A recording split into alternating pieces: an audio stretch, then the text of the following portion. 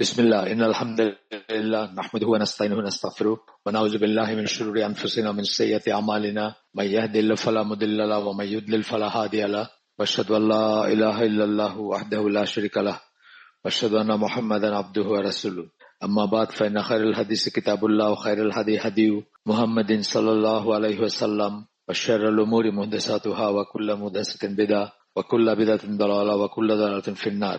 अस्सलामु आलाइकुम ওয়া রাহমাতুল্লাহি ওয়া বারাকাতুহু। আমরা একটা বই ধরে পড়তেছি, আপনারা জানেন। বইটার নাম হচ্ছে how to approach and understand the Quran, ইংরেজি বইটার নাম। বাংলার নাম হচ্ছে কোরআন অধ্যয়নের সঠিক পন্থা। উনি যেরকম বলছেন যে অ্যাপ্রোচ এন্ড আন্ডারস্ট্যান্ড, উনি কিন্তু তেলাওয়াত বলেন নাই। এই অ্যাপ্রোচ এন্ড আন্ডারস্ট্যান্ড দুটো কথার ভিতরে অধ্যয়নটা আসে, যে কিভাবে কোরআনের কাছে যাবেন, কিভাবে কোরআন বুঝবেন, বোঝার চেষ্টা করবেন এবং শিক্ষা লাভ করবেন সেটা থেকে।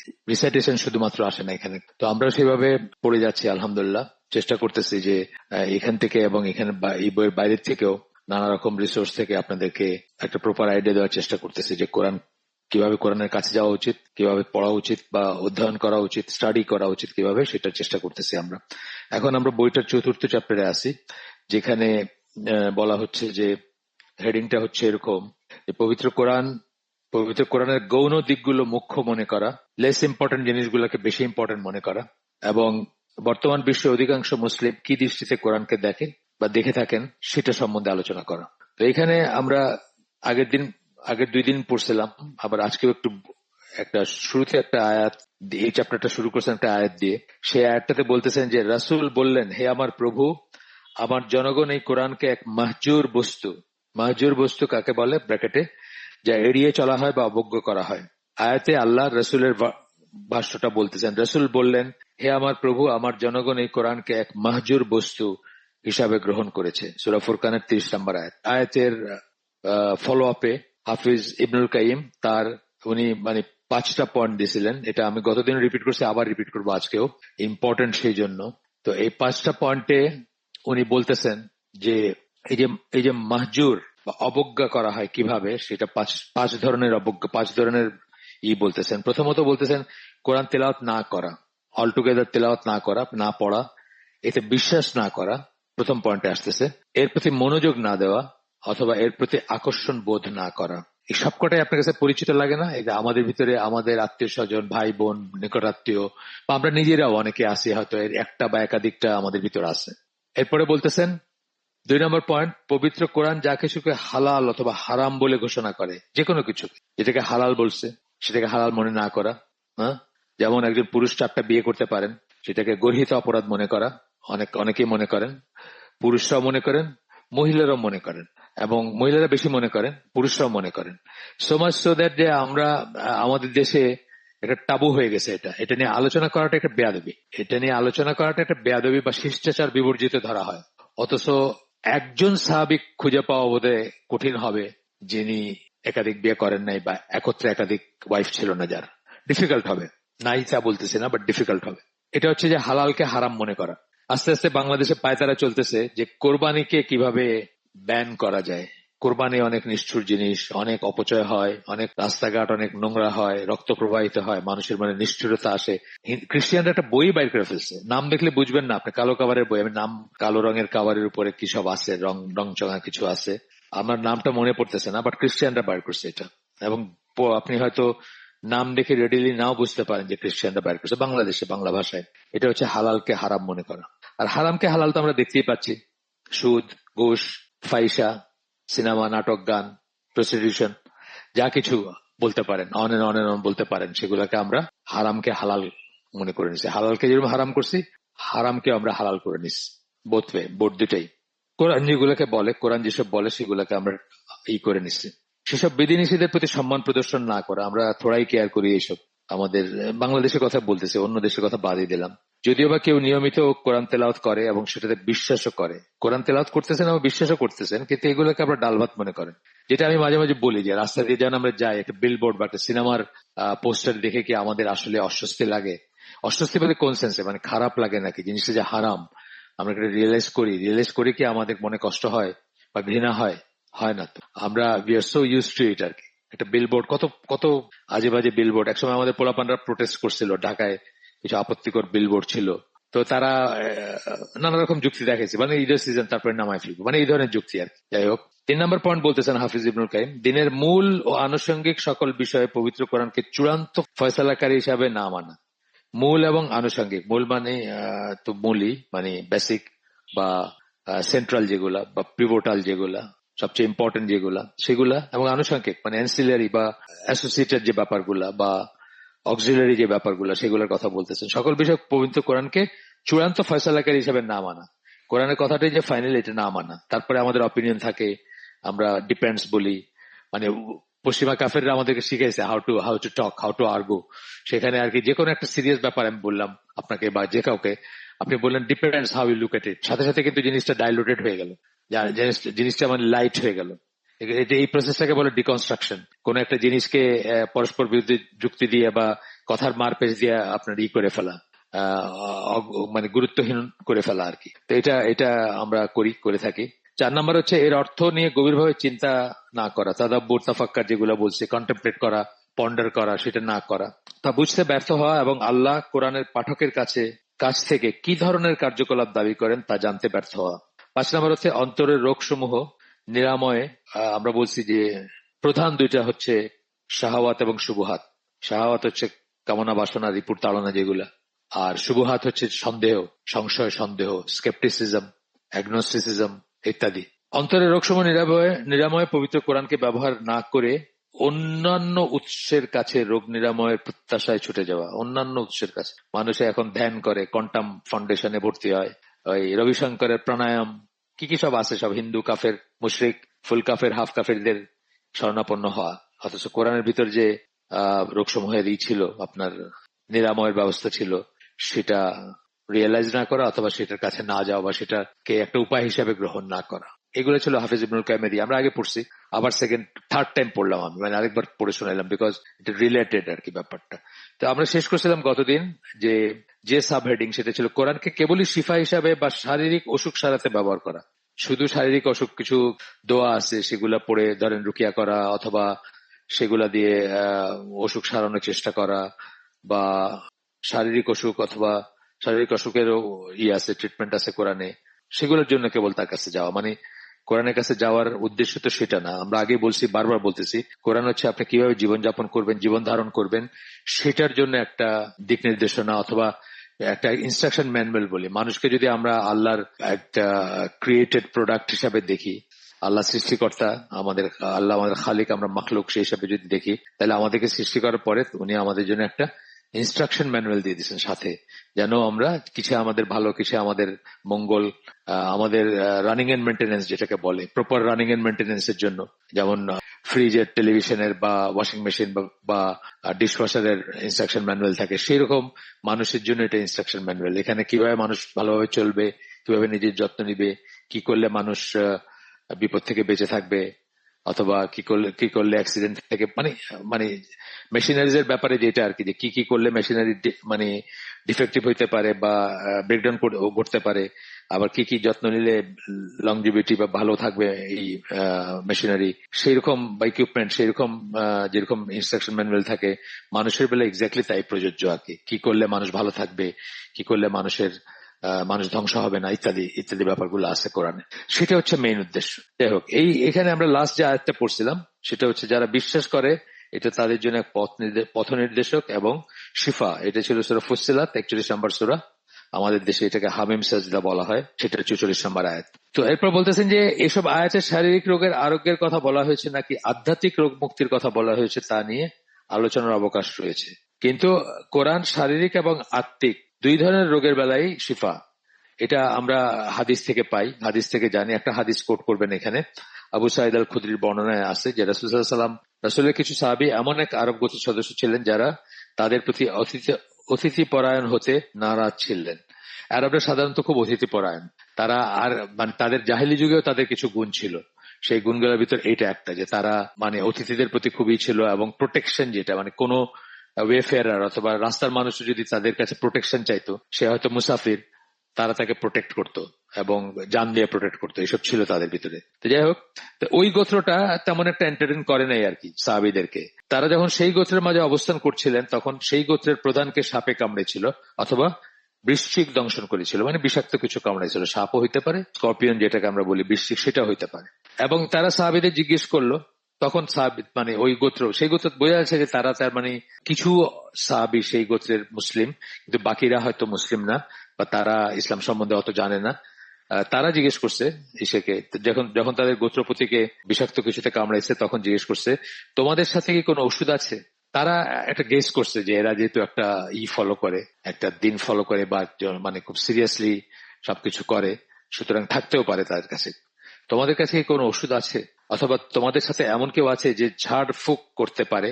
ঝাড়ফুঁকের কনসেপ্টটা তখনও ছিল, এখনো আছে, ওঝা যেসব করে আর কি, সেটা বোঝাচ্ছেন এখানে। তারা উত্তর দিলেন, তোমরা আমাদের প্রতি অতিথিপরায়ণ হতে নারাজ ছেলে, মানে আমাদেরকে এন্টারটেইন করো নাই, যেরকম গেস্টদেরকে করা হয় আরব ট্রেডিশনে, সেটা করো নাই। তাই তোমরা অর্থ প্রদান না করলে আমরা তার চিকিৎসা করব না। তোমরা যদি কিছুটা না দেও বিনিময়ে আমাদেরকে, অর্থাৎ কোনো একটা পারিশ্রমিক বা কোনো একটা বিনিময় যদি না দেও, আমরা তোমাদের কোনো ট্রিটমেন্ট করব না। তারা একপাল ভেড়া দিতে সম্মত হলো, একটা হার্ড আর কি ভেড়া দিয়ে দিবে, সেটাতে তারা সম্মত হইলো। একজন সাহাবী সূরা ফাতিহা পড়তে শুরু করলেন এবং তার লালা জড়ো করে তিনি ওই ব্যক্তির ক্ষতস্থানে লাগালেন। সূরা ফাতিহা দিয়ে পড়ে তার লালা দিয়ে, মানে রুকিয়া আর কি, সরফ রুকিয়া। ওই গোত্রপ্রধান ভালো হয়ে উঠল এবং তার লোকেরা সাহাবীদের ভেড়ার পাল দিতে চাইলে তারা বললেন, আমরা নবীকে জিজ্ঞেস না করে এটা গ্রহণ করব না, অর্থাৎ আমাদের জন্য এটা বৈধ কিনা সেটা জানবো তারপরে গ্রহণ করবো আর কি, যদি বৈধ হয় তাহলে গ্রহণ করব। এখানে বোঝা যাচ্ছে যে তারা যে তাদেরকে এল ট্রিটমেন্ট দিছে, ঠিক মতো কথা মানে তাদেরকে এন্টারটেইন করে নাই, সেটারই প্রতিদান হিসেবে তারা এই কিছু দাবি করছেন। কিন্তু অ্যাকচুয়ালি প্র্যাকটিক্যালি যখন তাদেরকে দেওয়া হইলো তখন তারা কিন্তু সেটা নিতে হেজিটেট করতেছিলেন, বিকজ তারা জানেন এটা নেওয়া বৈধ হবে কিনা। এটা সাহাবীদের চরিত্র ফুটায় তোলে যে তারা মানে একদম মানে নিশ্চিত হইতে চাইছেন সবকিছুতে যে এটা তাদের জন্য প্রযোজ্য বা তারা এটা এটা জাস্টিফাইড বা এটা ভ্যালিড বা এটা হালাল, এই ধরনের চিন্তা ভাবনার কথা বোঝা যায় এখানে। তারা যখন তাকে জিজ্ঞেস করতে গেলেন, কাকে? রাসূল সাল্লাল্লাহু আলাইহি ওয়াসাল্লামকে, তখন তিনি মৃদু হেসে বললেন, তোমরা কি করে জানলে যে সূরা ফাতিহা দিয়ে ঝাড়ফুঁক করা যায়, অর্থাৎ সূরা ফাতিহা যে রুকিয়া করা যায়? সবচেয়ে সিম্পলেস্ট রুকিয়া হচ্ছে এটা। আপনারা সেলফ রুকিয়া করতে পারেন নিজেরা, অন্যকে না রিকোয়েস্ট করে, সেটাতে কোনো ক্ষতি নাই। অথবা ছেলে মেয়েদের, বাচ্চাদের এটা দিয়ে রুকিয়া করতে পারেন, হাতের তালুতে ফু দিয়ে সেই হাতটা গায়ে বুলাই দিতে পারেন, বাচ্চা যারা নিজেরা পড়তে পারে না তাদের ব্যাপারে। তোমরা কি করে জানলে যে সূরা ফাতিহা দিয়ে ঝাড়ফুঁক করা যায়? আল্লাহ রাসূল জিজ্ঞেস করলেন তাদেরকে মৃদু হেসে, ওটা নাও, অর্থাৎ ভেড়ার পাল নাও এবং আমার জন্য একটা অংশ বা এক অংশ বরাদ্দ করো। এটা তাদেরই ছিল ট্র্যাডিশন, যে কোনো বা এটা সিস্টেম ছিল ইসলামের, যে আমির বা গোত্রপতি বা লিডার যিনি, যে কোনো গনিমতের মাল হোক বা যে কোনো আর্নিং হোক, যেটা কালেকটিভ আর্নিং, সেটাতে তার একটা হক থাকতো বা থাকে। এটা একটা দলিল, কিন্তু এই হাদিসটা একটা দলিল। রুকিয়াটা যে জায়েজ এবং রুকিয়া করে যে পয়সা নেওয়া জায়েজ, এটা একটা দলিল। কিন্তু এটা যদিও বড় বড় স্কলাররা রুকিয়ার আর্নিংটাকে মানে এটা প্রফেশন হিসাবে আর কি নেওয়াটাকে পছন্দ করেন না। ওয়ান্স ইন আ ওয়াইল ঠিক আছে করলেন আপনি রুকিয়া বাই, কিন্তু এটা একটা প্রফেশন, আপনার প্রফেশনালি রুকিয়া করে বেড়ান এবং প্রফেশনালি আপনি হিজামা করেন। দুইটা নিয়ে আমাদের মঞ্জুরুল ভাইয়ের দুইটা লেকচার আছে পরপর 2 সপ্তাহে আমাদের আইসিজি চ্যানেলে আছে, আপনারা দেখে নিন। স্পট মানে নোয়িং যা আছে ওইখানে আর কি, বক্তব্যগুলো সুন্দর দলিল ভিত্তিক বক্তব্য, যেখানে উনি বলছেন যে রুকিয়া করা এবং রুকিয়া করে পয়সা নেওয়া এবং হিজামা প্রফেশন হিসাবে নেওয়াটা পছন্দনীয় না।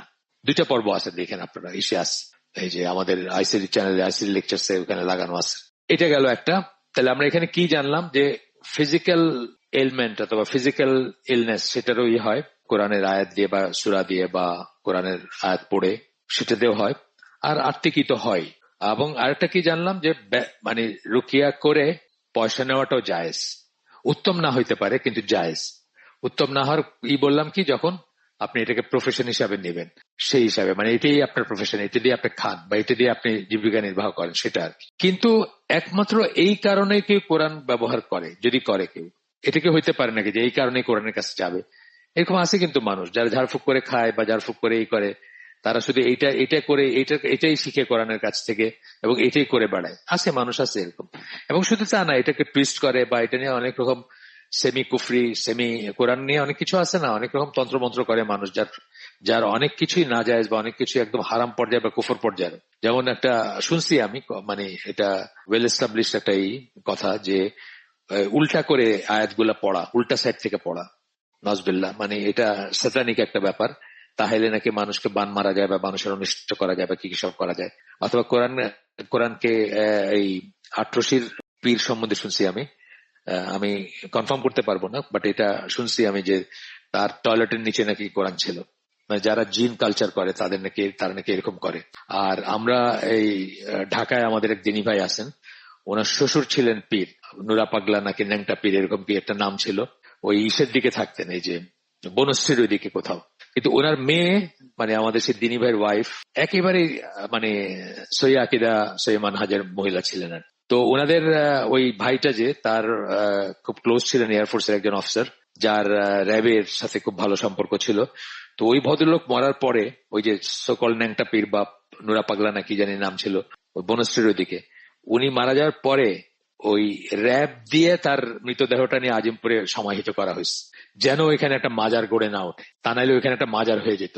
মানে এত ভক্ত ছিল তার। আর ওই গাঁজা গুজা খায়, ওই কুমিল্লার ওইদিকে কোথায় জানি বাউল মেলা না কি মেলা হয় কুমিল্লার কোন একটা অংশে, সেখানে যায়, মানে হাজার হাজার লোক যায় সেখানে, গাঁজা খায়, ওই উল্টাপাল্টা গান গায়, নাচে, জটা ধারে মানে চুলের ভিতরে জট থাকে, আছে না কিছু পাগলা মার্কা ওইসব আর কি। যেটা করছেন যে প্রথমত তার লাশটা, আরেকজন ভাইও ছিলেন ওই মহিলার, মানে ওই ভদ্রলোকের ছেলে, যিনি এগুলোর বিরুদ্ধে ছিলেন, তো তারা মিলে র্যাব দিয়ে ওই লাশটাকে ইসে করছেন, ওই যে আজিমপুর গোরস্থানে সমাহিত করছেন, এবং সারাটা বাড়ি তারা চষে ফেলছেন টু সি যে কোথাও কোরআন করা আছে নাকি, এই যে এইভাবে রাখা আর কি, যে ধরেন টয়লেটের নিচে রাখা, বা এন্টিথেসিস আর কি, কোরআন সম্বন্ধে আমাদের যে জিনিসগুলো আমরা বিশ্বাস করি, যা করি তার উল্টাটা করা, স্যাটানিক এটা আর কি, শয়তান যেগুলো করবে আর কি।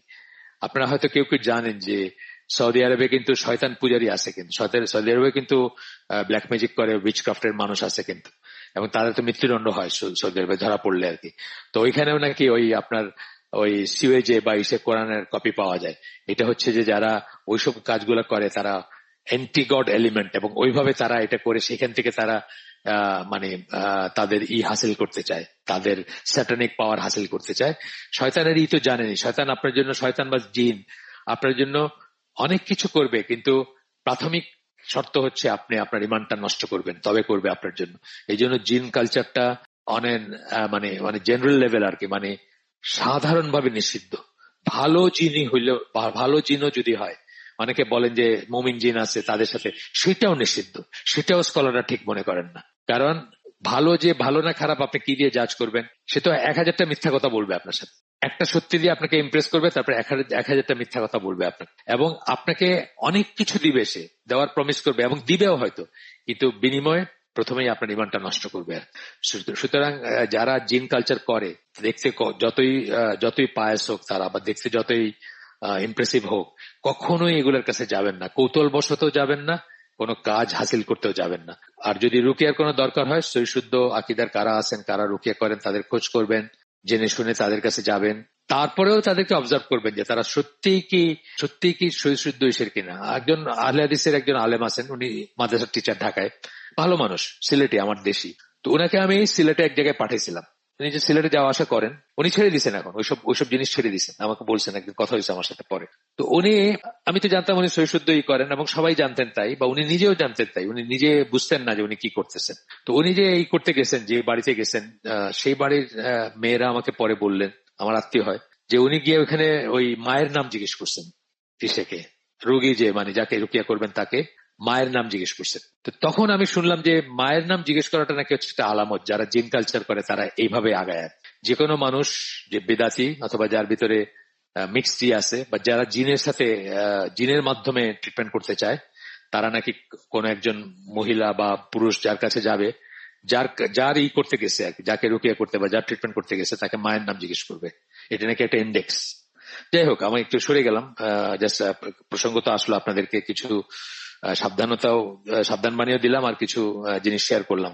তো যাই হোক, এরপরে বলতেছেন যে এই জন্য যদি কেউ যায়, তাহলে কোরআনের শুধুমাত্র এই যে তন্ত্রমন্ত্র বা এই কি বলে রুকিয়ার জন্য যদি কেউ এটা ব্যবহার করে, আমি আগে বলছি আপনাদেরকে, মানুষ গাড়িতে ঝুলাই রাখে ছোট্ট একটা মিনিয়েচার কোরআন, এই একটা গোলাপের ভিতর দিয়ে ওই রিয়ার ভিউ মিরর যেখানে থাকে ওটার সাথে ঝুলাই রাখে চেইন দিয়ে বা কিছু দিয়ে। গলায় ঝুলাইতে তো আমি আপনাদের বলছি যে আমি ইরানিয়ান জাহাজে কাজ করতাম এক সময়, সেখানে একজন পাকিস্তানি চিফ অফিসার ছিল, তার গলায় সবসময় ঝুলানো থাকতো কোরআনের একটা কপি, ছোট্ট। ওটা পড়া পাঠোদ্ধার করা ইম্পসিবল অলমোস্ট, কিন্তু থাকতো তার কাছে। যাই হোক, আমি জিজ্ঞেস করছিলাম তাকে, সে বলছে যেটা কোরআন। সেক্ষেত্রে শারীরিক অসুস্থতার চিকিৎসার মতো একটি কারণে কোরআনকে ব্যবহার করবে সে, মানে যার কথা যে এভাবে চিন্তা করবে, যা করা এমনিতে বৈধ, এমনিতে যে দোষের কিছু তা না, বৈধ। যেভাবে আমরা দেখলাম যে সূরা ফাতিহা পড়ে ওই ট্রিটমেন্ট করাটা বৈধ, কিন্তু সে তার মঙ্গলের জন্য অনেক বেশি গুরুত্বপূর্ণ আধ্যাত্মিক অসুস্থতার চিকিৎসার কাজে কোরআনকে ব্যবহার করতে ব্যর্থ।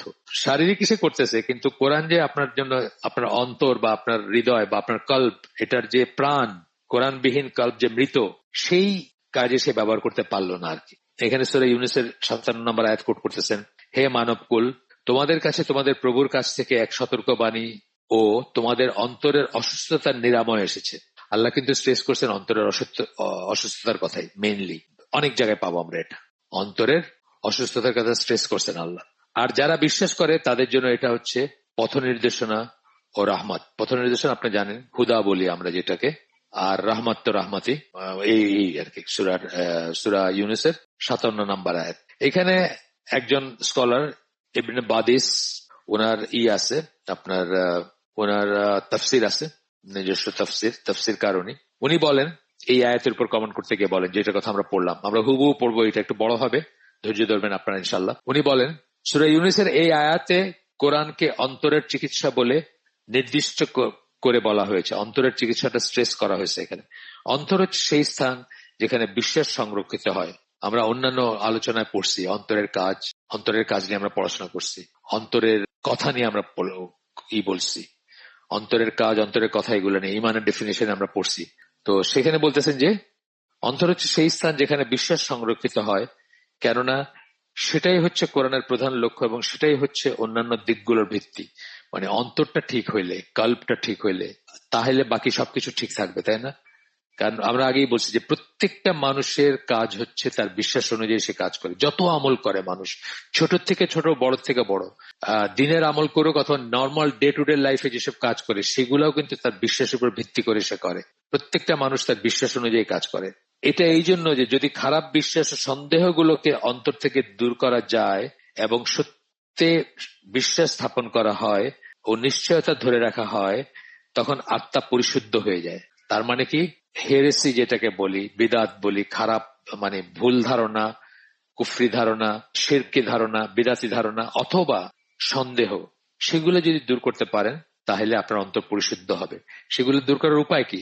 জ্ঞান অর্জন করা, আল্লাহর কাছে সাহায্য চেয়ে জ্ঞান অর্জন করা। তাহলে কি হয়? আত্মা পরিশুদ্ধ হয়ে যায়।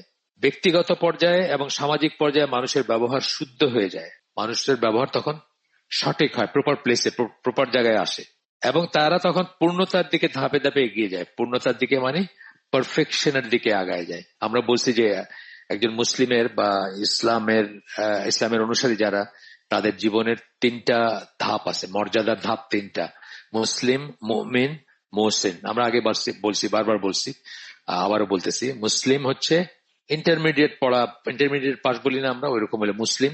যে সারেন্ডার করছে কিন্তু যে ইমানের ডিটেলস জানে না, বা ডিটেলস সে তার হৃদয়ে বা অন্তরে প্রবেশ করে নাই। সূরা হুজুরাতের একটা আয়াতে বেদুইনদের সম্বন্ধে আল্লাহ নিজে বলছেন এই কথা, যে তারা সারেন্ডার করছে কিন্তু তাদের ভিতরে ইমান এখনো প্রবেশ করে নাই। সেকেন্ড স্টেজটা হচ্ছে ইমানের ডেফিনিশন জেনে, ইমানের আর্টিকেলস গুলা জেনে, সে সম্বন্ধে বিস্তারিত জেনে বুঝে তারপরে ইমান আনা বা বিশ্বাস করা সেগুলা, এবং সেগুলাকে ভালোবাসা, সেগুলোর কাছে সারেন্ডার করা ইত্যাদি যখন হবে, তখন তাকে আমরা মুমিন বলি, বা সে পরিপূর্ণ ইমানদার বলি। তখন তাকে আমরা, সেটা হচ্ছে ডিগ্রির মতো, ইন্টারমিডিয়েট ডিগ্রি। আর সবচেয়ে উপরের স্টেজটা কি বা মর্যাদার জায়গাটা কি? সেটা হচ্ছে ইহসান। যখন কেউ ইহসান করে বা ইহসানের উপর প্রতিষ্ঠিত করে নিজেকে, তখন আমরা তাকে কি বলি? মুহসিন বলি। সেটা হলো মাস্টার্স এর মতো আর কি। এই আমাদের পড়াশোনার সাথে যদি তুলনা করি, মাস্টার্স বলতে যেটা বুঝি আমরা, সেরকম। তো যাই হোক, এইটা হলো উপরে উদ্ধৃত সূরা আল ইসরা ও সূরা ফুসসিলাতের আয়াতসমূহ। এর আগে আমরা ফুসসিলাতের শুধু পড়ছি, ইসরাটা আজকে আর পড়ি নেই, আগের দিন পড়ছিলাম, এখন একটু পড়ে দেই।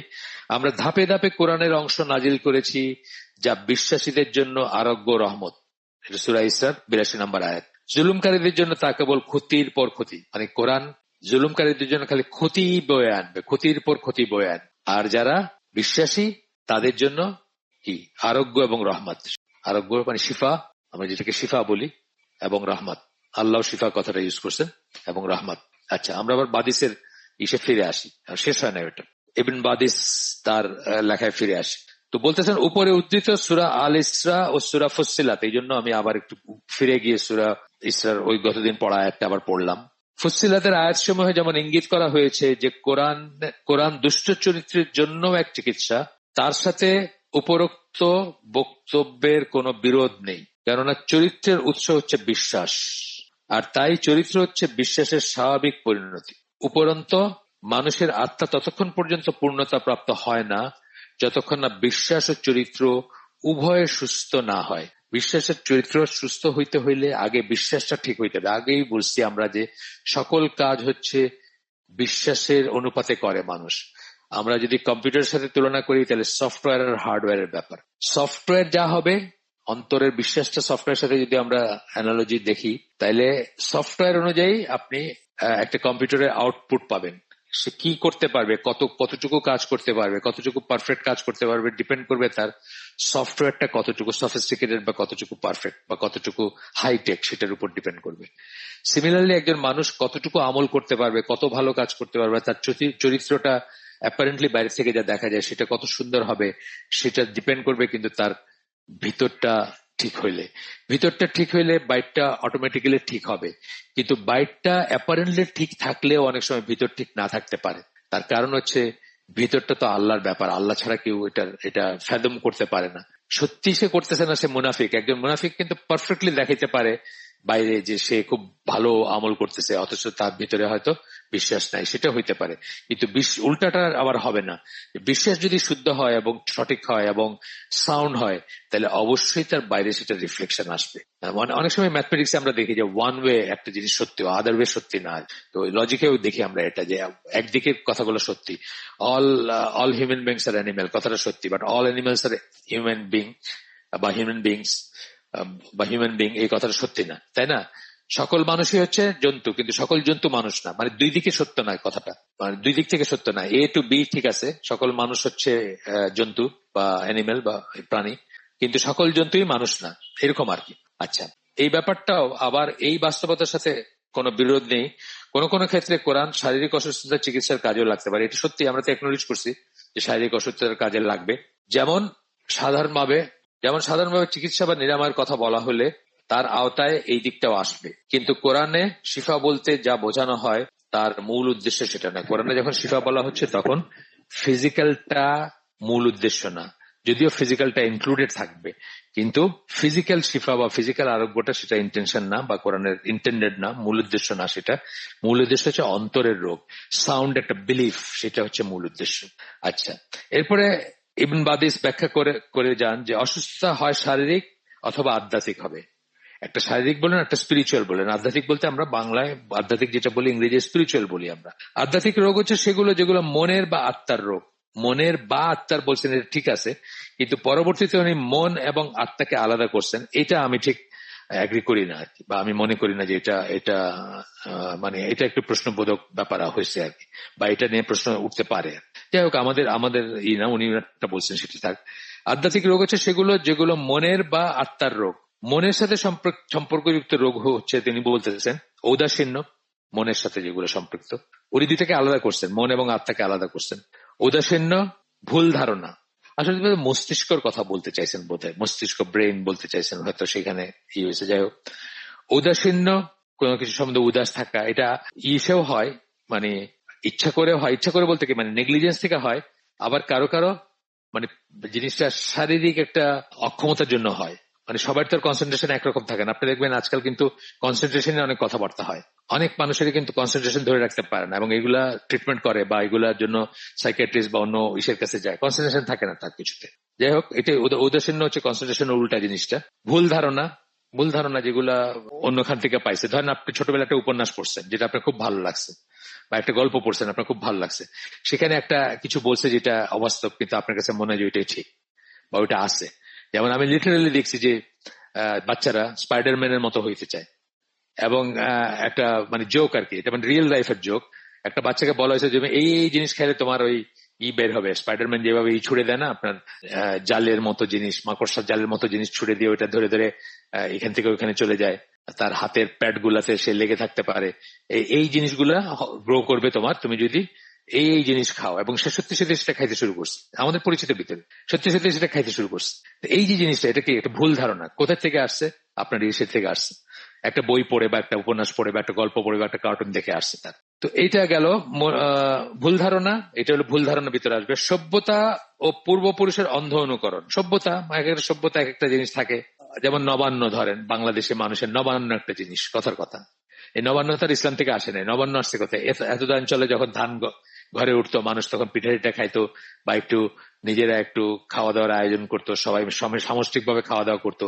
এই নবান্ন বলি আমরা এটাকে। এইটাকে এটা কিসের থেকে আসছে? এটা পূর্বপুরুষের অন্ধ অনুকরণ অথবা সভ্যতা থেকে আসছে, এইখানের যে সিভিলাইজেশন সেখান থেকে আসছে।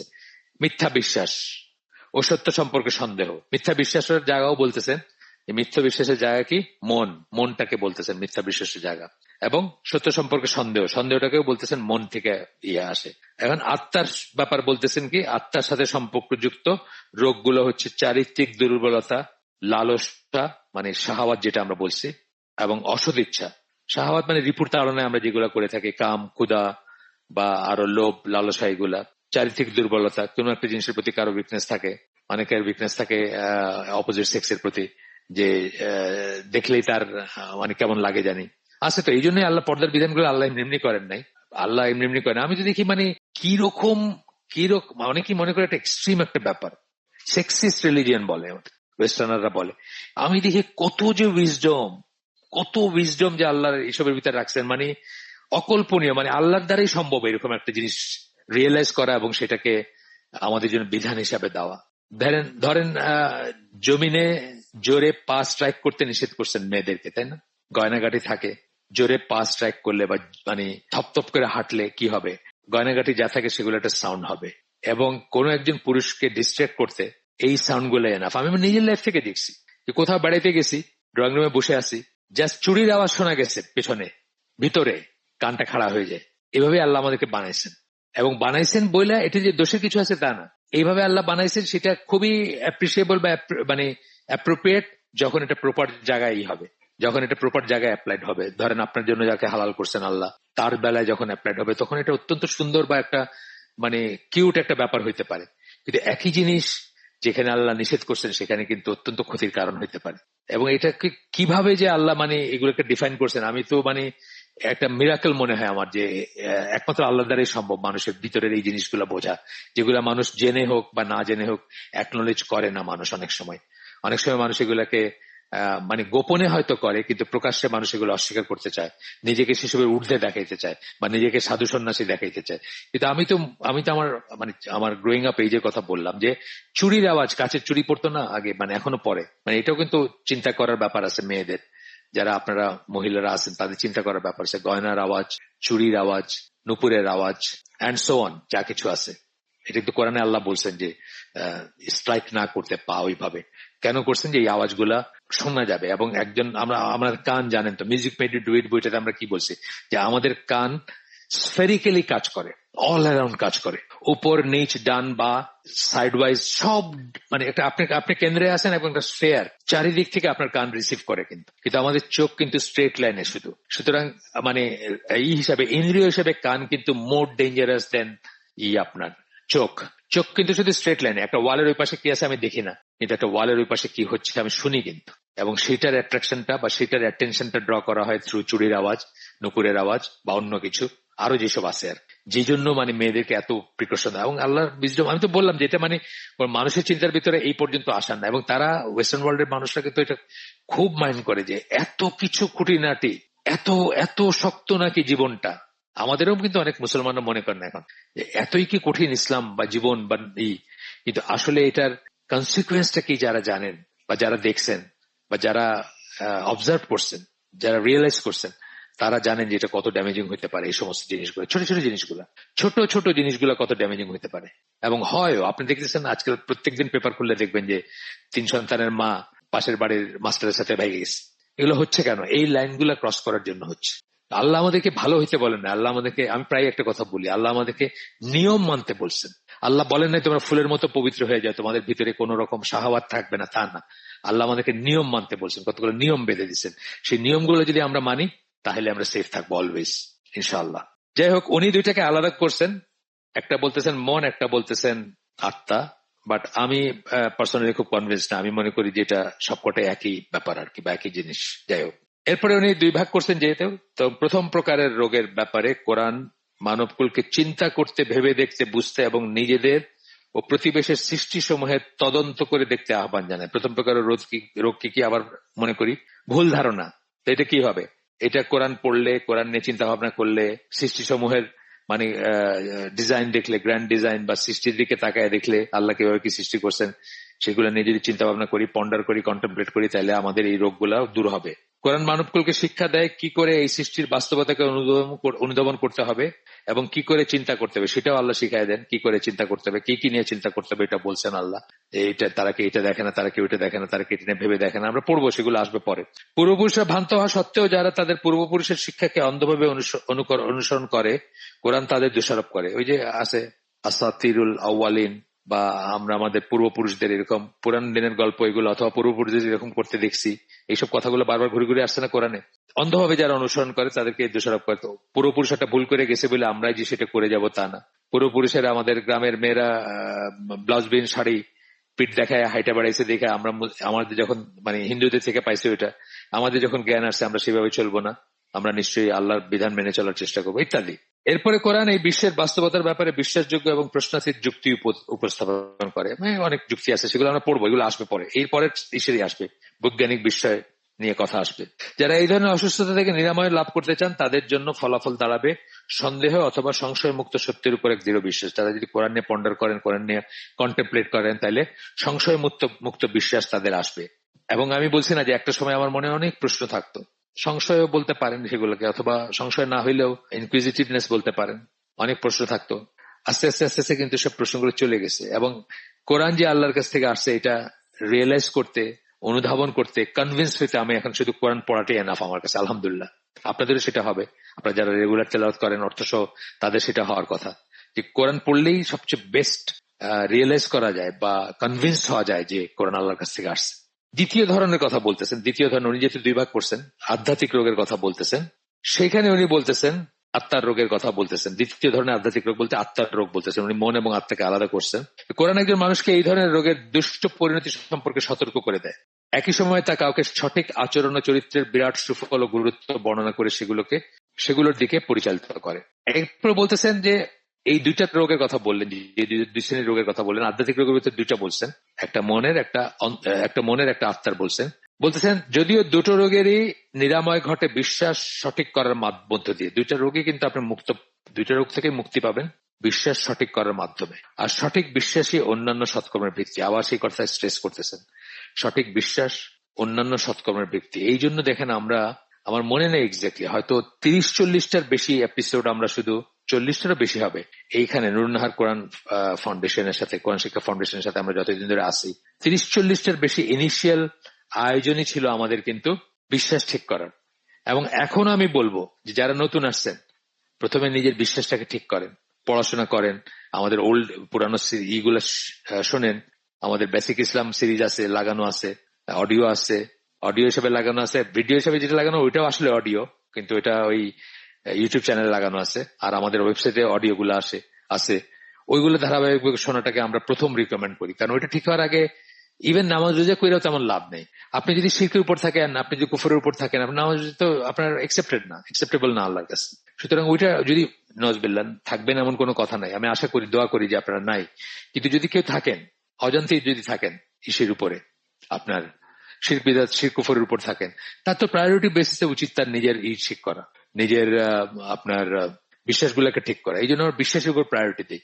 এবং বিশ্বাস ঠিক করা বলতে কি বোঝায় এটা কিন্তু অনেকে জানি না, আমরা অনেকে জানি না যে এটা বলতে কি বোঝায়, বা কিভাবে, কি মেথডে বা পর্যায়ক্রমিক ভাবে কিভাবে ঠিক করবো এটা জানি না। তো আমরা, আমাদের অনেক কটা আয়োজন আমি ভুলে গেছি, মানে এই নুরুন্নাহার কোরআন ফাউন্ডেশনের সাথে হয়তো 40টার মতো হবে শুধু বিশ্বাস নিয়ে আমরা কথা বলছি, বা আরো বেশি হবে।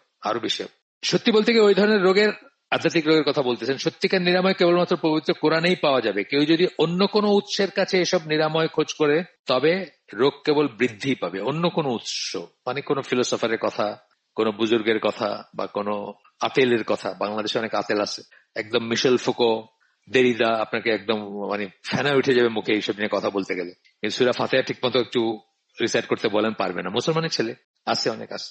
এমন খুব ইমপ্রেস হই আমরা এগুলো শুনে। ওদের হাজার হাজার ভক্ত, বিশ্ব সাহিত্য কেন্দ্র আছে না, হাজার হাজার ভক্ত। মানে মানুষ ইয়াং জেনারেশনের তো একদম মানে একদম ম্যাগনেটের মতো আকর্ষিত হয়। উনি আমাদের টিচার ছিলেন ঢাকা কলেজে, কিন্তু আমি পাই নাই তার ক্লাস, বাট টিচার ছিলেন ওই সময়টায় আমরা যখন ঢাকা কলেজে পড়ি। আরো আছেন, আমি প্রথমে যার কথা বলছি, যার কথা মনে করে বলছি, উনি ইনি না, বিশ্ব সাহিত্য কেন্দ্রের না, উনি আরেকজন আতেল, মুসলমানের ছেলে। এরপরে বোল্ড ফেস এই লেখক বলতেছেন, আচ্ছা এইটুকু, এই পর্যন্ত এইটুকু যতটুকু পড়লাম, ইবন বাদিস বা ইবনে বাদিস যাই বলেন, তাফসির ইবন বাদিস, সেটা থেকে উদ্ধৃত। এরপরে বোল্ড ফেস কতগুলো কথা বলছেন, এগুলো বলছেন কে? এই লেখক বলছেন, যিনি এই বইটা লিখছেন, অর্থাৎ how to approach and understand the Quran, যিনি লিখছেন, তার কথা এগুলা। আজকের পৃথিবীতে ঠিক তেমনটাই ঘটছে। যখন মানুষের তৈরি তত্ত্ব মানে কি থিওরি ও নীতিমালা, এথিক্স বা মূলনীতি যদি বলেন, মানে মূলনীতি, যেটা মানহাজ বলি আমরা, মানহাজ বলি, মেথডোলজি যেটা বলি, মানুষের তৈরি তত্ত্ব ও নীতিমালার কাছে নিজেদের সমস্যার সমাধান ও রোগের নিরাময়ের জন্য ছুটে যায়, অথচ কেবলমাত্র তার সৃষ্টিকর্তাই এক সত্যিকার পরিপূর্ণ সমাধান দিতে সক্ষম।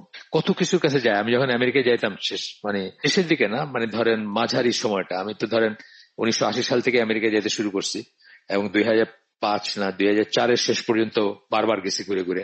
তো ধরেন লেট 80s বা 90s ওইরকম সময়ে দেখতাম এই মিস্টিক্স বলে ওদের, কি ক্রিস্টাল বলই করে, 1900 বোধহয় নাম্বার গুলা ছিল তাদের নাম্বার গুলো, আর কি সব ক্রিস্টাল বল, এটা দিয়ে আপনার সাথে কথা বলবে, আপনাকে হিপনোটাইজ করবে, আপনার কি করবেন, আপনার মনে শান্তি পান না, ঘুমাইতে পারেন না, আপনি আপনার টেনশন হয়, সব এগুলা সব নিরাময় দিবে আর কি। মানুষ যখন অন্তঃশ্বাস শূন্য হয়, তখন মানুষ যখন ডুবে যাচ্ছে, তখন সে খড়কুটা ধরে বাঁচতে চায়। এই মানুষগুলো সেরকম আর কি, কোনো একটা কিছুতে যদি শান্তি পাওয়া যায়। এবং দেখবেন যে ইন্ডিয়ান ওই কাল্ট গুলো আছে ওইখানে, এই সাধু গুরু, ওই গুরু, সেই গুরু, সে আপনার তন্ত্র মন্ত্র করতেছে, ওইগুলাতে মানুষ মানে হাজার হাজার ডলার দিয়ে কোর্স করতেছে, ভর্তি হইতেছে। তার কারণ তার ভিতরটা শূন্য, অন্তঃশ্বাস শূন্য। আমাদের দেশে শুরু হয়েছে এগুলা, কোয়ান্টাম ফাউন্ডেশনে যারা যায়, বা আরো আছে এই ধরনের মানুষের কাছে মানুষ যায় একটু শান্তির জন্য, একটু একটু মিনিং এর জন্য যায়, মিনিংলেসনেস যেটাকে আমরা বলি, নিহিলিস্টিক ভয়েড বলি মানুষের ভিতরে, সেটার থেকে মুক্তি পাওয়ার জন্য যায়, শুনতে যায়। অথচ সেটা থেকে কোনোদিন মুক্তি আসতে পারে না, আসতে পারেই না। একমাত্র মুক্তির উপায় হচ্ছে আল্লাহর কাছে ফিরে যাওয়া, আল্লাহর কাছ থেকে সমস্ত শক্তি গ্রহণ করা, আল্লাহর কাছ থেকে সমস্ত সান্ত্বনা গ্রহণ করা, আল্লাহর কাছ থেকে সমস্ত নিরাময় গ্রহণ করা। একমাত্র উপায় হচ্ছে সেখানে ফিরে যাওয়া। কারণ আপনার সৃষ্টিকর্তা, আপনার খালিক, যিনি আপনাকে সৃষ্টি করছেন, উনি জানেন আপনার কি দরকার এবং আপনার কি অভাব, সেটা জানেন। আপনি বললেও জানেন, আপনি না বললেও জানেন, তাই না?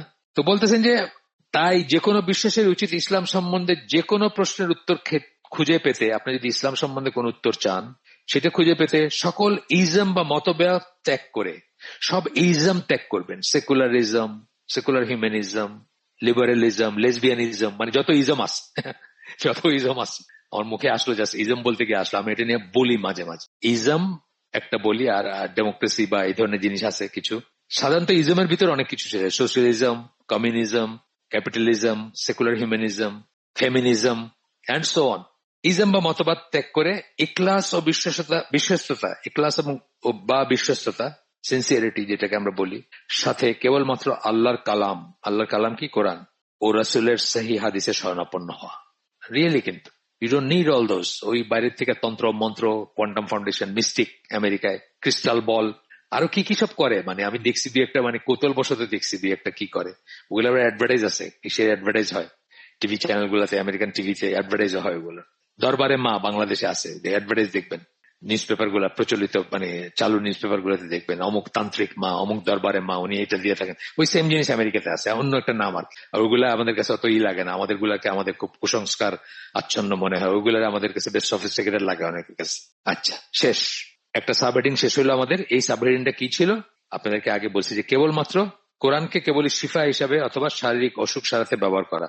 এটা বুঝলাম যে এটা আমরা বলতেছি যে শিফা হয় বা শিফা লাভ করতে পারেন আপনি, বা শারীরিক অসুখেরও নিরাময় হবে কোরআন দিয়ে, বাট এটাই মুখ্য উদ্দেশ্য না, বা এটাই মেইন অবজেক্টিভ না কোরআন পড়ার বা কোরআনের কাছে যাওয়ার। এটা হচ্ছে আমাদের বিষয়।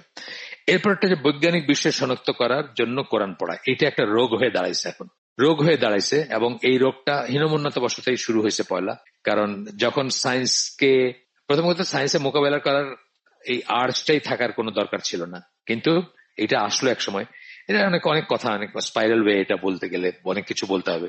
যে যখন গ্রেকো রোমান ফিলোসফি ইসলামের ভিতর ঢুকলো, খলিফা হারুনুর রশিদ, মামুনুর রশিদ, ওই সময়টায় হাজার হাজার লক্ষ লক্ষ ওয়েস্টার্ন ওয়ার্ল্ডের বই একদম এনমাস ট্রান্সলেট করে বাগদাদের লাইব্রেরিতে আসলো, এবং সেগুলোর সাথে সব ফিলোসফি গুলো আসলো। সেই সময় থেকে আমাদের স্কলাররা মনে করেন যে ইসলামের 12টা বাজতে শুরু করছে আর কি। পশ্চিমা ধ্যান ধারণা, পশ্চিমা ওয়ার্ল্ড ভিউ বা পশ্চিমা স্কেল দিয়ে আমরা ইসলামকে দেখতে শুরু করছি, বা ওই চোখে সেই চশমা দিয়ে আমরা ইসলামকে দেখতে শুরু করছি, এবং ইসলামকে জাস্টিফাই করার একটা হীন মন্যতা থেকে ইসলামকে জাস্টিফাই করার একটা আসছে আমাদের ওই সময় থেকে আসছে। তো বলতেছেন যে অতি সম্পর্ক, কিন্তু রিসেন্টলি যেটা আসছে যে এইসব মিরাকেল গুলাদের নিজেকে এবং অন্যকে কনভিন্স করার চেষ্টা হচ্ছে। দেখে মিরাকেলটা না, দেখো কোরআনে কিন্তু এটা আগের থেকে বলছে, কতগুলো আছে রিয়েলি বলছে কোরআন, কতগুলো আছে সত্যি। বা মৌলানা মওদুদী একটা খুব সুন্দর কথা বলছেন যে কোন সায়েন্টিফিকই কোরআনে পায়া আমরা উচ্ছ্বসিত বা উল্লসিত হওয়ার তো দরকার নাই। সায়েন্স দিয়ে কোরআনকে জাস্টিফাই করার বা ঠিক মনে করা বা অঠিক মনে করা বা কোরআনে ঠিক এটা বলার, এটা করা হচ্ছে এক ধরনের দুর্বলতা, অবিশ্বাস থেকে আসে যেটা, বা হীনমন্যতা থেকে আসে। বরং উল্টাটা হওয়া উচিত ছিল যে কোরআনের সাথে যে সায়েন্সটা মিলতেছে সেটাই গ্রহণযোগ্য, বাকিগুলা আমরা সন্দেহের চোখে দেখবো, হইতেও পারে নাও হইতে পারে। এটা হচ্ছিল কারেক্ট অ্যাপ্রোচ ছিল এটা। কোরআনের সাথে যেগুলো যায় কোলিনিয়ার যেগুলা, সেগুলাকে আমরা একসেপ্ট করব অথবা সেগুলাকে অ্যাকনোলেজ করব, এবং এটাই হওয়ার কথা। সত্য যেটা সেটা কোরআনের সাথে অ্যালাইন হওয়ার কথা বিশ্বাসীদের জন্য, সেটাই হওয়া উচিত ছিল ইয়ারস্টিক। সেটাই করব আমরা, উল্টাটা করব না যে কোন একটা সায়েন্টিফিক কোরআনে পাইলে আমি বললাম দেখছো তাই কোরআন সত্য, সায়েন্স দিয়ে কোরআনকে সত্যাসত্য কোরআনের যাচাই করতেছি, কিন্তু ইনফ্যাক্ট আমরা সেটা আমরা করব না। কোরআন দিয়ে সায়েন্সের সত্যাসত্য যাচাই করব, এবং কোন একটা জিনিস যদি হুবহু থাকে তখন আমরা তো বলবো যে এটা হওয়ারই কথা। যেমন আমরা যখন বলি যে কিতমোর বলছেন যে 1400 বছর আগে এমব্রায়োলজির এই জিনিসগুলো কারো জানার কথা না আল্লাহ ছাড়া, তখন আমরা বলবো এটাই তো হওয়ার কথা। কোরআন তো আল্লাহই তো জানবেন, আর তো কারো জানার কথা না। আল্লাহই জানবেন, এটাই আল্লাহর জানার সাথে যেহেতু মিলছে, তাহলে আপনার থিওরি ঠিক আছে, বা এখনকার যে থিওরি গুলো ঠিক আছে। আল্লাহই জানার কথা, আর কারো জানার কথা না, এখনো না তখনও না, সঠিকটা যেটা। যাই হোক, এরপরে বলতেছেন যে পশ্চিমা বিশ্বের তুলনায় মুসলিম বিশ্ব যে অনেক পিছিয়ে পড়েছে, এই সত্য উপলব্ধি করে সম্ভবত হীনমন্যতা বশতই এই হিজরি শতাব্দের গোড়ার দিক থেকে অনেক মুসলিম বুদ্ধিজীবী ও লেখকই এই কথাটা প্রমাণ করতে সচেষ্ট হয়েছেন যে পশ্চিমা বিজ্ঞান ও প্রযুক্তি কোরআনের সাথে সম্পূর্ণ সামঞ্জস্যপূর্ণ এবং উভয়ের কোনো বিরোধী নেই। নাউজুবিল্লাহ। তা কেন? অবশ্যই বিরোধ আছে, অবশ্যই বিরোধ আছে। All said and done, science কি বলে এমনি এমনি হয়েছে এগুলো সব। All said and done, science একেবারেই যুক্তি বিবর্জিত বা অন্ধ, সায়েন্স না ঠিক, সায়েন্টিফিক রিডাকশনিজম যেটাকে আমরা বলি, অথবা এইথিজম, যেখান থেকে এইথিস্ট সায়েন্টিস্ট যারা, তাদের যে কথাগুলা, সেটা অতি অবশ্যই একটা ধর্ম অন্ধ, এক ধরনের ধর্ম সেটা, এবং একটা অন্ধ ধর্ম সেটা। সবকিছুর পরে তারা বলবে যে ইউনিভার্সে এমনি এমনি তৈরি হয়েছে, তাদের ভিতর যারা অন্ধ আর কি, রিচার্ড ডকিন্স মার্কা যারা আছে, তারা সবকিছুর পরে বলবেন যে এমনি এমনি হয়েছে। তো সেই ওরা যে মেটেরিয়াল দিক দিয়ে অনেক উন্নত, অনেক এক্সেল করছে, ওরা চাঁদে যাইতেছে, ওদের রকেট আছে, ওদের নিউক্লিয়ার মিসাইল আছে, ওদের আইসিবিএম আছে, ওদের F-35 F-22 আছে। এইগুলোর থেকে আমাদের হীনমন্যতা, সেখান থেকেই কিন্তু এগুলো আসতেছে যে আমরা করতে চেষ্টা করি, দেখো আমাদের কোরআনে কত সায়েন্টিফিক আছে, ওইগুলা ওদের কাছে আমরা ইমপ্রেস করতে চাই, এবং ওইগুলা দিয়ে আমরা নিজেদেরকে এক ধরনের বিশ্বাস করাইতে চাই যে কোরআন তাহলে সত্য, ওইগুলোর সাথে যেহেতু মিলতেছে কাজেই কোরআন সত্য। এই ধরনের একটা সেন্স আছে, যেটা ক্ষেত্র বিশেষে কুফরি পর্যায়ে হয়ে যেতে পারে জিনিসটা। একটা জিনিস হচ্ছে যে কমফোর্ট লাভ করা, যখন একটা এস্টাবলিশ ফ্যাক্টের সাথে কোরআন মিলে যাবে, আল্লাহর কথা মিলে যাবে, আমরা এক ধরনের কমফোর্ট লাভ করবো, এটা দোষের কিছু নাই। কিন্তু ওইটা কোরআনে আছে, এইটা দেখায় কোরআনের সত্য বিচার করা বা নিজেকে কনভিন্স করা, এটা একটা হীনমন্যতা থেকে আসে। কারণ কোরআনের কিছু যে ঠিক বা বাস্তব, সেটার জন্য আমার বাইরের কারোর থেকে কোনো সার্টিফিকেটের দরকার নেই। একজন বিশ্বাসী হিসেবে আল্লাহ বলতেছেন এটি আমার জন্য এনাফ, আমি বুঝি বা না বুঝি। বাইরের কারো সার্টিফিকেটের দরকার নাই কোনো। যদি বাইরের কারো সার্টিফিকেটের দরকার হয় কখনো, এটা ঠিক যে আমরা দাওয়াতি কাজ করতে গিয়ে অনেক সময় এগুলো বলি কারণ আল্লাহ যেটুকু বলছেন সেটুকু বলতে চেষ্টা করি। আল্লাহ বলছেন যে এটার ভিতরে তুমি কি নিদর্শন দেখো না, এটার দিকে তাকাইলে তুমি কি বোঝো না, বা এটার দিকে তাকায় দেখো, তাহলে যাদের বুদ্ধি আছে, যাদের ইন্টেলেক্ট আছে তারা বুঝবে। সেই সমস্ত জিনিসগুলো আমরা করবো, সেগুলো কিন্তু আমরা না করছি।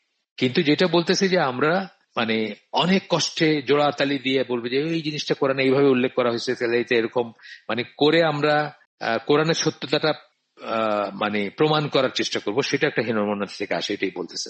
পশ্চিমা বিজ্ঞান ও প্রযুক্তি কোরআনের সাথে সম্পূর্ণ সামঞ্জস্যপূর্ণ এবং উভয়ের মধ্যে কোনো বিরোধ নেই, এটা আমরা বলি। আমরা অনেক বিরোধ আছে, বিরোধ নাই তা না, অবশ্যই বিরোধ আছে। আচ্ছা, এই জিনিসটা, এই অ্যাপ্রোচটা কোরআনের ব্যাখ্যা তফসিল লিখতে গিয়ে বিজ্ঞানের সাহায্যে ব্যাখ্যা করার চেষ্টা এই যুগেই প্রথমবারের মতো হলো তা না, আগের থেকে হয়েছে, এটা আগে হয়েছে। বিজ্ঞানের ভিত্তিতে যারা কোরআন ব্যাখ্যা করতে চেয়েছেন তাদের ভিতরে ইমাম গাজালির কথা বলছেন প্রথম বলে বিবেচনা করা হয়। উনি প্রথম এই চেষ্টাটা করেন যে কোরআনকে বিজ্ঞান দিয়ে ব্যাখ্যা করার চেষ্টা করেন, বিজ্ঞানের ভিত্তিতে ব্যাখ্যা করার চেষ্টা করেন। কিন্তু তার আর এখনকার বিজ্ঞান কিন্তু এক না, মানে পুরানো এবং আধুনিক স্কলারদের দৃষ্টিভঙ্গির ভিতরে পার্থক্য দেখা যায়, পার্থক্য আছে, এক না। এখনকার এটা একটু আলাদা। সাধারণত আগের স্কলাররা কোরআনকেই তাদের বিশ্বাস ও জ্ঞানের ভিত্তি বলে গ্রহণ করতেন। এই যে কথা আমি বলে ফেলছি, যেটা মৌলানা মওদুদী বলছেন যে কোরআনই হচ্ছে বিশ্বাস এবং জ্ঞানের ভিত্তি, তার নিরিখে বাকি জিনিসগুলোকে দেখবেন। এবং তাদের সমকালীন বৈজ্ঞানিক তত্ত্বের কোনগুলি কোরআন সমর্থন করে সেটা হয়তো উল্লেখ করতেন। তারা মানে ড্যাটাম বা স্ট্যান্ডার্ড ধরতেন কোরআনকে, কোষ্ঠী পাথর যেটাকে আমরা বলি, যেটা দিয়ে অন্য কিছু বিচার করবো, সেটা ছিল তাদের কাছে কোরআন। পক্ষান্তরে আধুনিক যুগেতে উল্টাটা হয়ে গেছে, অনেক লেখক স্কলারই বিজ্ঞানকে ভিত্তি হিসেবে গ্রহণ করেছেন। এইটাই হচ্ছে ডেঞ্জারাস ব্যাপার আর কি। বিজ্ঞানকে যখন বিজ্ঞানের সাথে মিলানো, তখন ওনার কোরআনের একটা অন্যরকম ব্যাখ্যা দেওয়ার চেষ্টা করেন। যেমন গত শতাব্দী ঠিক না, তার আগের শতাব্দী, ঊনবিংশ শতাব্দীর শেষের দিকে কিছু কিছু মুসলিম স্কলার এবং নামকরা স্কলার, নাম বললাম না থাক, আপনাদের মন খারাপ হবে, তারা এরকম বলছেন যে জিন বলতে কিছু নাই। আসলে জিন বলি না আমরা, জিন ইনসান, আগুন থেকে তৈরি যারা জিন বলতে কিছু নাই। আসলে একটা জিন মধ্যে একটা মাইক্রোব, বোধ হয় মাইক্রোব মানে ব্যাকটেরিয়া বা ভাইরাস, এরকম কিছু। কেন বলছেন? কারণ ওয়েস্টার্ন সায়েন্টিফিক রিডাকশনিজমের মুখে তারা, বিপরীতে তারা এটাকে প্রমাণ করতে পারতেছেন না।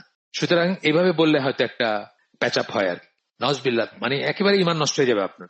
কারণ জিনে বিশ্বাস হচ্ছে আমাদের 6টা স্তম্ভের ভিতরে, আপনাদের 8টা বইয়ের সিরিজের কথা আগে বলছি ডক্টর ওমর আল আসকারের, তার ভিতর একটা হচ্ছে ডেভিলস এন্ড জিন নিয়ে। তার কারণ ফেরেশতায় বিশ্বাসটাকে 2 ভাগে ভাগ করছেন, সব স্কলারই করেন 2 ভাগে ভাগ। ফেরেশতায় বিশ্বাসের সাথে সাথে জিনের বিশ্বাস চলে আসবে। সেই প্রাইমোডিয়াল টাইমে যখন আল্লাহ বলছেন সেজদা করতে, তখন সে অস্বীকার করছে। সে ফেরেশতাদের সাথে থাকতো, ফেরেশতাদের দলভুক্ত ছিল, যদিও সে জিন এবং সে আগুনের তৈরি, কিন্তু সমষ্টিগতভাবে সে তাদের সাথেই তার ছিল, অবস্থান ছিল। এবং তাকে বিশ্বাস করা, আল্লাহ যেহেতু কোরআনে বলছেন, যেভাবে বলছেন আল্লাহ, একদম ইমানের অবিচ্ছেদ্য অংশ, আপনি জেনে বিশ্বাস করতে হবে। এখন যদি আপনার টুইস্ট করে আপনি ওয়েস্টার্ন ওয়ার্ল্ডের সাথে কম্পেটেবল করতে গিয়ে যদি বলেন যে না জিন হইতেছে আসলে এক ধরনের মাইক্রোব, আপনার ইমান নষ্ট হয়ে যাবে। এবং এই যুগেও আছে, এই যুগেও মানে মুখ্য ইসলামপন্থী দলের অনুসারী একটা ছেলে এটা মনে করে, তার ওয়াইফ আমার কাছে কমপ্লেন করছে যে আমার হাজবেন্ডের কি ইমান আছে, আমার বিয়ে আছে নাকি, মেন কথা সে জানতে চাইছে। কারণ এটা তো একটা অবিচ্ছেদ্য অংশ জিনের বিশ্বাসটা। জিনের প্রপার বিশ্বাসটাকে আপনার পড়ে নেব, বইগুলা আমার কতগুলো লেকচারও আছে আমাদের ইসে লাগানো আছে। তখন আমরা অবশ্য ওইগুলো লেকচার যে কোনোদিন কাজে লাগবে বা এমনি রেকর্ড করছে পোলাপানে, ওই যে MP3 প্লেয়ারে রেকর্ড করছে, সেগুলা রেকর্ড করা খুব ভালো না, রেকর্ডিং গুলো ভালো না, কিন্তু এগুলো লাগানো আছে। যে ডেভিলস এন্ড জিন, ওয়ার্ল্ড অফ ডেভিলস এন্ড জিন, এটা এই বইটা ওমর আসকারের যে একটা বই আর কি, 8টা বইয়ের একটা বই, এটার উপর বেস করে কিছু হালাকা আছে, আপনারা শুনতে পারেন আমাদের চ্যানেলে। আজকের জন্য আমাদের হালাকা আমরা এখানে শেষ করে দিব। সুবহানাকা আল্লাহুম্মা ওয়া বিহামদিকা আশহাদু আল্লা ইলাহা ইল্লা আনতা আস্তাগফিরুকা ওয়া আতুবু ইলাইক। আমরা যে শুনলাম তার ভিতরে ভালো কিছু শুনে থাকলে সমস্ত প্রশংসা আল্লাহর, আলহামদুলিল্লাহ। খারাপ কিছু শুনে থাকলে সমস্ত ব্যর্থতা আমার এবং সেটা শয়তানের তরফ থেকে। আল্লাহ আমাদেরকে তৌফিক দেন যে ভালো শুনলাম তারপর আমল করার। আসসালামু আলাইকুম ওয়া রাহমাতুল্লাহি ওয়া বারাকাতুহু।